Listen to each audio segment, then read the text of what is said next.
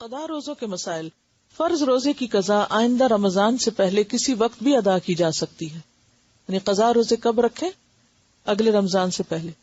حضرت عائشہ رضی اللہ تعالی عنہا کہتی ہیں مجھ پر رمضان کے روزے باقی رہتے اور میں قضا روزے شعبان سے پہلے رکھنے کا موقع نہ پاتی۔ اور شعبان کب ہوتا ہے؟ رمضان سے پہلے۔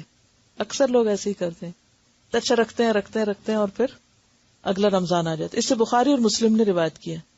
فرض روزوں کی قضا متفرق طور پر یا لگاتار دونوں طرح جائز ہے، یعنی آپ چھوڑ کے بھی رکھ سکتے ہیں اور ایٹ اسٹریچ بھی رکھ سکتے ہیں، اکٹھے بھی۔ حضرت عائشہ فرماتی ہیں روزوں کے بارے میں پہلے یہ آیت نازل ہوئی کہ قضا روزے رمضان کے علاوہ دوسرے دنوں میں مسلسل رکھے جائیں، لیکن بعد میں مسلسل روزے رکھنے کا حکم ختم ہو گیا۔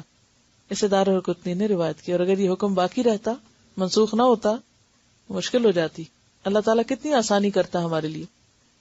حضرت عبداللہ بن عباس فرماتے ہیں قضا روزے رکھنے میں الگ الگ روزے رکھے جائیں تو کوئی حرج نہیں، کیونکہ اللہ تعالیٰ کا ارشاد ہے دوسرے دنوں میں تعداد پوری کی جائے۔ اسے بخاری نے روایت کیا، یعنی اصل مقصود کیا ہے؟ تعداد کا پورا کرنا۔ مرنے والے کے قضا روزے اس کے وارث کو رکھنے چاہیے۔